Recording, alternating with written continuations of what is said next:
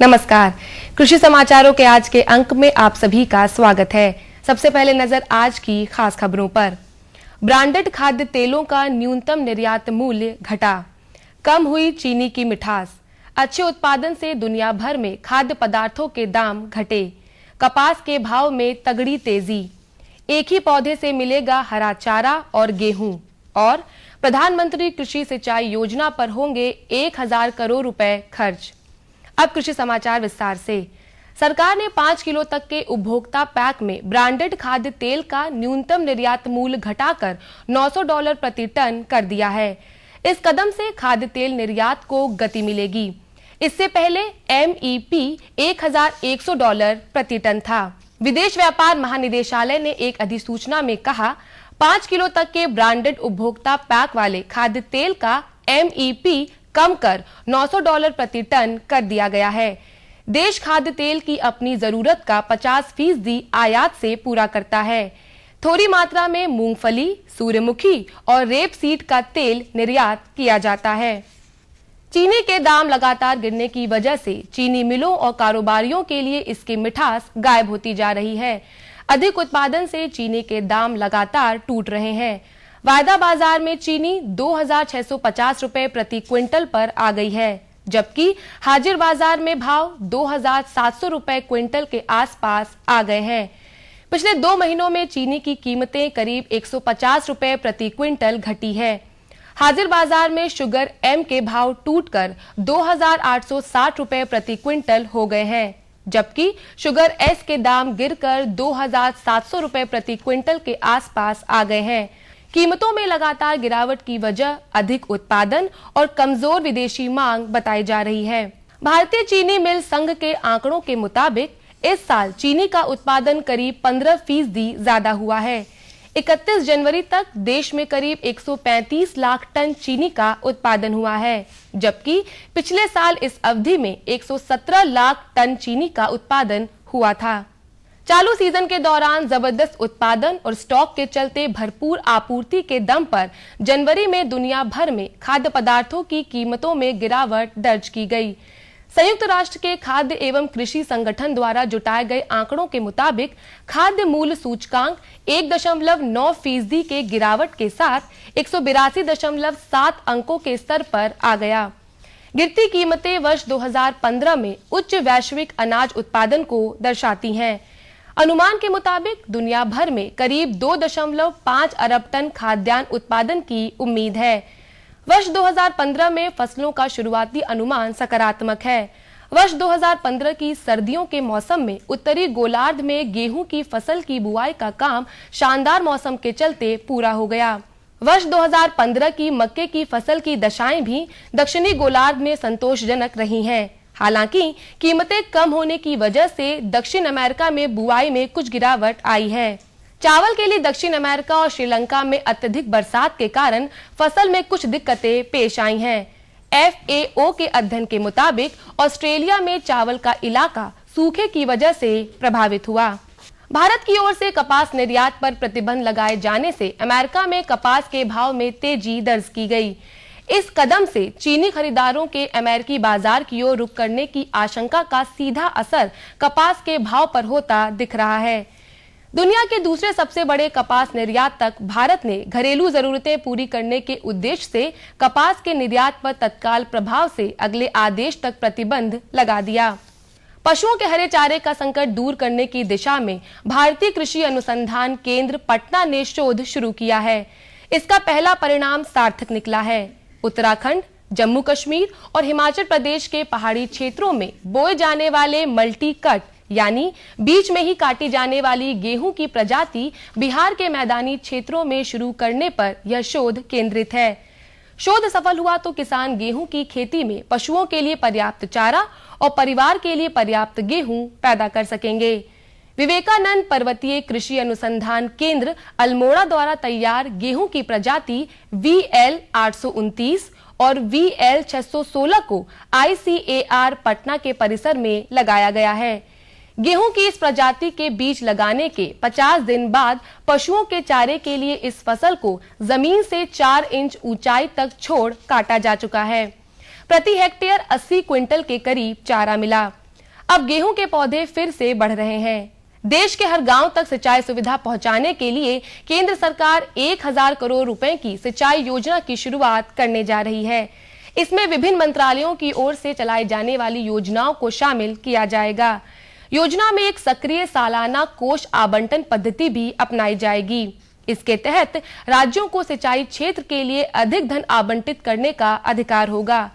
कृषि मंत्रालय की ओर से प्रधानमंत्री कृषि सिंचाई योजना PMKSY पर तैयार अवधारणा परिपत्र में कहा गया है कि देश में सिंचाई के दायरे के विस्तार के लिए कई केंद्रीय योजनाएं परिचालन में हैं।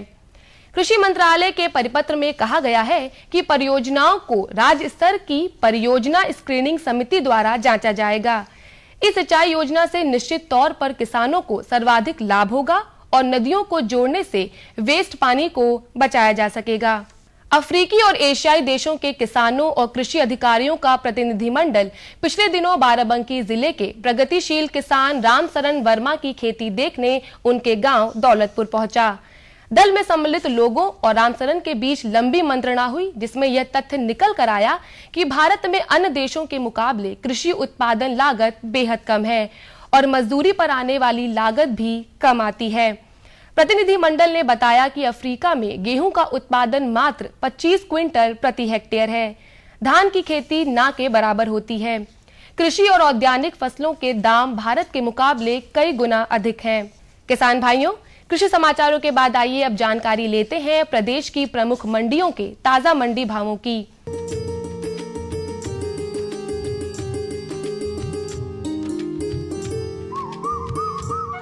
मंडी भावों में आज हम सबसे पहले बात करते हैं गेहूं के भावों की।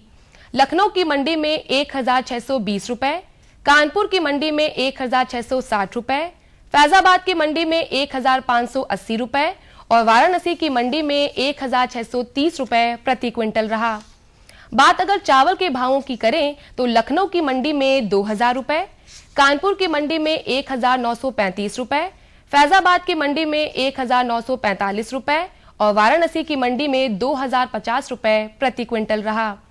बात अगर सरसों के औसत कीमतों की करें तो लखनऊ की मंडी में 3350 रुपए, कानपुर की मंडी में 3400 रुपए, फैजाबाद की मंडी में 3260 रुपए और वाराणसी की मंडी में 3385 रुपए प्रति क्विंटल रहा।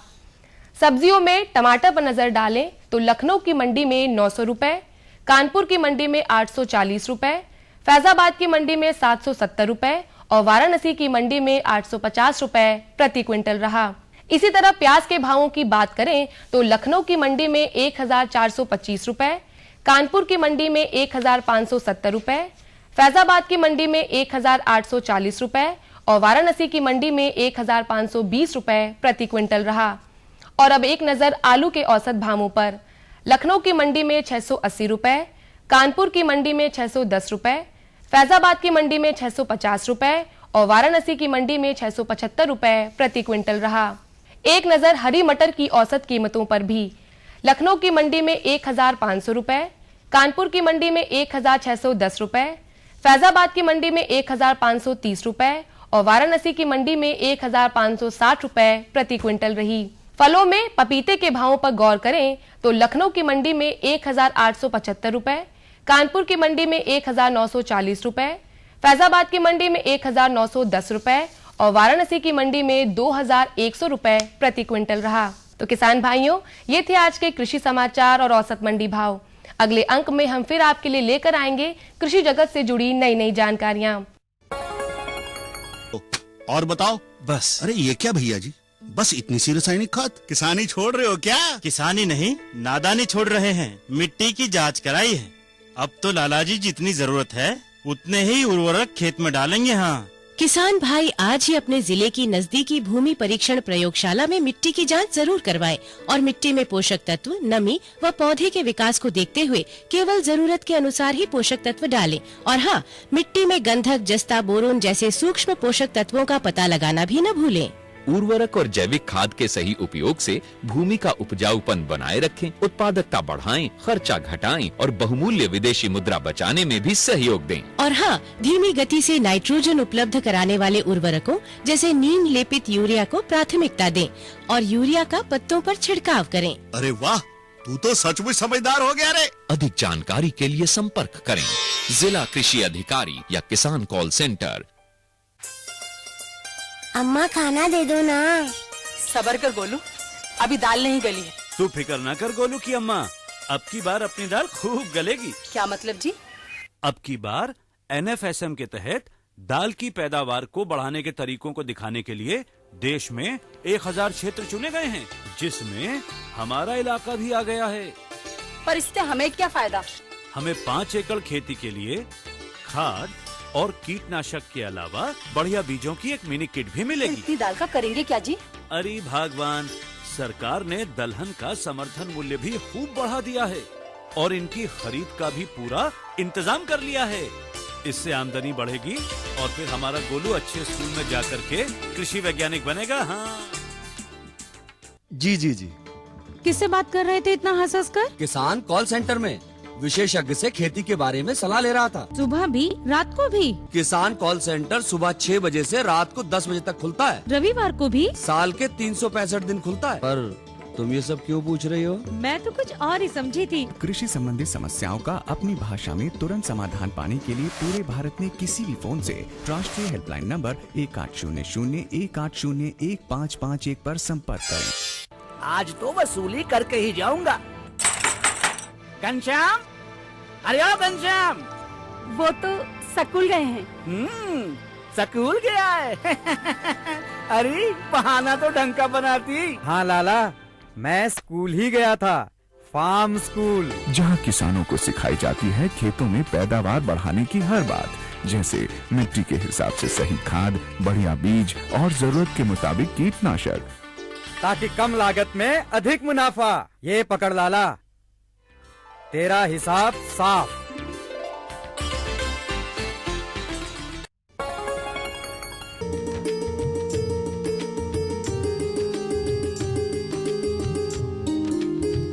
कृषि समाचार के बाद एक बार पुनः आपका कृषि दर्शन कार्यक्रम में स्वागत है। बहनों भाइयों, कहते हैं कि जहां परिश्रम और ज्ञान का संगम होगा, जहां परिश्रम और ज्ञान का संगम होगा, लहलाएंगी फसलें, दृश्य विहंगम होगा। कहने का तात्पर्य यह है कि हमारे किसान भाई तो दिन रात कठिन परिश्रम करते हैं, लेकिन एक बात यहां पर ध्यान देने की है कि यदि हमारा परिश्रम सही जानकारी पर आधारित है, तभी हमें परिश्रम का उचित मूल्य प्राप्त हो सकता है। और हमारा भी यह प्रयास रहता है कि समय समय पर हम आपको उचित जानकारियों से अवगत कराएं, ताकि आप उनका उपयोग करते हुए अधिक से अधिक लाभ प्राप्त कर सकें। तो इसी क्रम में आज हम आपको जानकारी दिलवाने जा रहे हैं बसंतकालीन गन्ने की बुआई के समय फसल सुरक्षा तकनीक। और इस विषय पर जानकारी देने के लिए आज हमारे बीच में उपस्थित हैं भारतीय गन्ना अनुसंधान संस्थान लखनऊ के प्रधान वैज्ञानिक डॉक्टर मेहराम सिंह जी। डॉक्टर साहब, आपका स्वागत है। डॉक्टर साहब, जैसे बसंतकालीन गन्ने की बुआई का समय आ गया है, ऐसे समय में फसल सुरक्षा तकनीक हमारे किसान भाइयों के लिए कितनी उपयोगी और महत्वपूर्ण है? हमारा जो उत्तर भारत में गन्ना बोया जाता है, उसका अधिकांश जो भाग है बसंतकालीन बुवाई से ही होता है। और इस बुवाई के समय गन्ने में जो मुख्य रूप से कीट लगता है वो एक दीमक, जो कि भूमि में रहता है। और भूमि में जैसे ही गन्ना बो देते हैं उसी समय से वो लगना शुरू हो जाता है, और उसकी वजह से जो है गन्ने में जमाव कम होता है और जगह जगह गैप आ जाते हैं खेत में, और उसका सीधा कुप्रभाव जो है पैदावार पर पड़ता है। यानी फसल सुरक्षा तकनीक हमारे किसान भाइयों को पहले से ध्यान में रखनी होगी। पहले से रखनी पड़ेगी जी, और बोते समय इसके पूरा इंतजाम करना पड़ेगा जी। तो अच्छा, जैसे डॉक्टर साहब आपने कीट की बात करी, एक तो आपने जैसे दीमक बताया, दीमक के अलावा और कौन कौन से कीट हैं जिनका प्रकोप बुआई के बाद और जमने से पहले हो सकता है? तो इसमें जो है एक तो दीमक हो ही गया, दूसरा है प्ररोह बेधक है, जड़ बेधक है। इन कीटों का भी जो प्रकोप जो है वो जमने के समय ही होता है, तो इनका भी इंतजाम जो है अगर बोने के समय कर लिया जाए तो बहुत अच्छा रहेगा। अब सब क्या उपाय हो सकते हैं कि इन कीटों के प्रकोप से बचा जा सके? तो इनके जो कीटों से बचने के लिए हैं, एक तो रासायनिक कीटनाशियों का प्रयोग आप कर सकते हैं, किसान भाई कर सकते हैं, और दूसरे कुछ जैविक भी हैं उनका भी कर सकते हैं। लेकिन जो ज़्यादा कारगर हैं वो सारे जो है रासायनिक कीटनाशी ही हैं, उनका प्रयोग जो है बोने के समय ही आप कर सकते हैं। जैसे कि कुछ किसान भाई अपने हैं जो कूण खोल करके गन्ना बोते हैं या नाली खोल करके गन्ना बोते हैं, तो उनके लिए चाहिए कि उसी समय जो है बोने के समय इन कीटनाशी रसायनों का इस्तेमाल कर लें। और जो किसान भाई गन्ना मशीन से बोते हैं, कटर प्लांटर से बोते हैं, उसमें कटर प्लांटर में भी हम लोगों ने ऐसा बना दिया गया है, मशीनों में लगी हुई हैं कि उसमें दवाई का सलूशन घोल भर दिया जाता है। जैसे ही गन्ना टुकड़े कटते हैं उसके ऊपर दवाई गिरती चली जाती है, तो उसमें स्वतः ही उसका प्रयोग हो जाता है। जी डॉक्टर साहब, जैसे दीमक से बचने के लिए किस तरह के रसायन का प्रयोग करें और कैसे करें? हाँ, तो जैसा कि आपने पूछा कि कैसे करें और किन किन रसायनों का प्रयोग करें, तो किसान भाई जो मैनुअल बो रहे हैं, कूण खोल करके बो रहे हैं, तो कूण खोल लें और खोलने के बाद उसमें गन्ने के टुकड़े डाल लें और डालने के बाद जो है एक क्लोरपायरीफॉस नाम का कीटनाशी रसायन आता है, क्लोरपायरीफॉस 20 EC, तो इसके 5 लीटर दवाई लेकर के उसको 1600 लीटर पानी में घोल लें। घोल बनाते समय ध्यान रखें कि उसको हाथ से ना घोलें, डंडे से घोलें। अच्छा, ऐसा क्यों डॉक्टर साहब? क्योंकि अब कीटनाशी है, जहर तो है ही है, तो जो है उससे नुकसान होगा आदमी को। अगर आदमी हाथ से घोलता है तो उसके आंख में चला जाए या त्वचा में चला जाता है। सावधानी, हाँ, सावधानी बरतनी चाहिए। तो डंडे से उसको घोल करके अच्छी तरह से, और हजारे से, जो हजारा होता है जिससे फूल पत्तियों पर डालते हैं पानी, उस हजारे से भर के कूण कूण जो है गन्ने के ऊपर डाल दें और डालने के बाद उसको ढक दें। और किसान भाई इस बात को भी ध्यान में रखें कि जहाँ पर जो ज़मीन बलुई है या हल्की ज़मीन है वहाँ दीमक का प्रकोप बहुत ज़्यादा होता है ना, बशर्ते कि जहाँ भारी भूमि है। और जहाँ पर पानी का इंतजाम उचित नहीं है, जहाँ पानी की कमी है, वहाँ पर भी दीमक का प्रकोप ज़्यादा होता है। तो वहाँ पर तो किसान भाइयों को जो है कीटनाशी रसायन का प्रयोग करना ही करना है। तो हजारे में भर के और कूण कूण डालने के बाद उसको ढक दें, तो उससे क्या होगा कि आपका दीमक का प्रकोप कम हो जाएगा। जी। और इसके अलावा जैसे कि क्लोरपायरीफॉस के अलावा और भी कीटनाशी रसायन बाजार में मिलते हैं, जैसे कि कोरेजन है, फिप्रोनिल है, तो इनकी 20 से 25 किलोग्राम जो है दानेदार दवाई लेकर के उसको भी जो है कूण कूण गन्ने के ऊपर डाल दें ढकने से पहले। बुरकाव कर हाँ, बुरकाव कर दें। अच्छा, बुरकाव करने के बाद ढकें।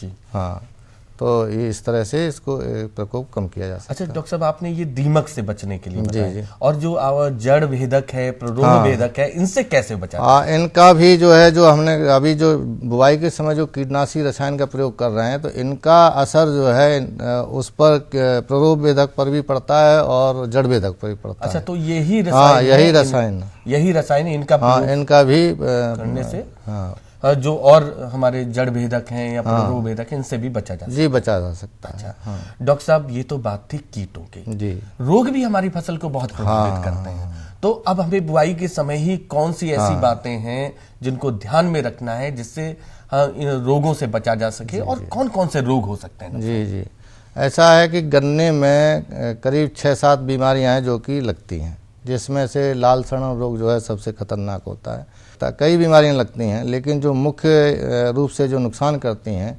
वो रेड राट है, जिसे लाल सड़न रोग कहते हैं, विल्ट है, उकटा जिसको रोग कहते हैं, और स्मट है। तो इन रोगों से ज़्यादा नुकसान होता है गन्ने में। तो इनके प्रकोप को कम करने के लिए तो हम यही कहेंगे कि या तो MHAT कर लें, मॉइस्ट हॉट एयर ट्रीटमेंट। ये क्या होता है? तो इसमें जो है गन्ने को लेकर के काट करके बोने से पहले एक मशीन होती है, एक मशीन होती है, उसमें जो है गन्ना भर देते हैं और उसमें ह्यूमिडिटी होती है, पानी रख देते हैं, उस गर्म कर, मतलब उसमें गर्म होता है, हीटर लगे होते हैं, गर्म होता है। तो 54 डिग्री सेंटीग्रेड पर उसके टेम्परेचर को अगर हम जो है 2.5 घंटे तक गर्म करते हैं जी, 54 डिग्री सेंटीग्रेड पर गन्ने को 2.5 घंटे तक गर्म कर देते हैं, तो लाल सड़न रोग को छोड़ करके बाकी सारी बीमारियां नियंत्रित हो जाती हैं। हाँ, अगर मान लीजिएगा कि MHAT ट्रीटमेंट नहीं कर सकते हैं, जहाँ पर ये सुविधा ना हो, तो वो लोग जो है एक फफूंदी नाशक आता है, बाविस्टिन के नाम से भी लोग जानते हैं, ज़्यादातर लोग इसके नाम से जानते हैं। तो उसके 2 ग्राम 1 लीटर पानी में, 2 ग्राम 1 लीटर पानी में घोल करके इस तरह से 100 लीटर घोल बना लें। अच्छा, हाँ, 100 लीटर घोल बना करके उसमें गन्ने के टुकड़ों को डिबो दें 10 मिनट के लिए, उसके बाद बो दें। अच्छा। तो इससे जो है आपका लाल सड़न रोग को छोड़ करके बाकी सारी बीमारियां नियंत्रित हो जाती हैं। तो डॉक्टर साहब, आपने इतनी उपयोगी जानकारी हमारे किसान बहन भाइयों को दी, इसके लिए आपको बहुत बहुत धन्यवाद।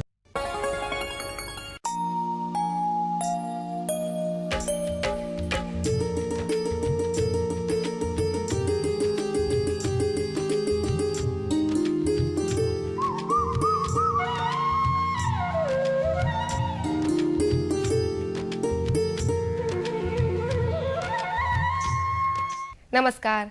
खेती की जानकारी के बाद प्रस्तुत है मौसम समाचार। सप्ताह के दौरान आसमान में सुबह के समय हल्का कोहरा छाया रहा। दिन का अधिकतम तापमान 18 से 23 डिग्री सेल्सियस तथा न्यूनतम तापमान 4.5 से 13.4 डिग्री सेल्सियस रहा। इस दौरान पूर्वाह्न को सापेक्षिक आर्द्रता 83 से 98 तथा दोपहर बाद अपराह्न को 36 से 77% दर्ज की गई। सप्ताह के दौरान दिन में औसत 5 घंटे प्रतिदिन धूप खिली रही। हवा की औसत गति 5.8 किलोमीटर प्रति घंटा रही। सप्ताह के दौरान पूर्वाह्न को हवा भिन्न भिन्न दिशाओं से चलती रही तथा अपराह्न को ज्यादातर उत्तर पश्चिम दिशा से चलती रही। मौसम विभाग के पूर्वानुमान के अनुसार आने वाले 1-2 दिनों में तापमान में हल्की वृद्धि हो सकती है। अधिकतम तापमान 21 से 23 डिग्री सेल्सियस और न्यूनतम तापमान 8 से 10 डिग्री सेल्सियस के बीच रहने की संभावना है। अनुमान के अनुसार प्रदेश के सभी अंचलों में 8 से 9 किलोमीटर प्रति घंटे की औसत गति से हवाएं चलती रहेंगी और हवा की दिशा उत्तर पश्चिम की होगी।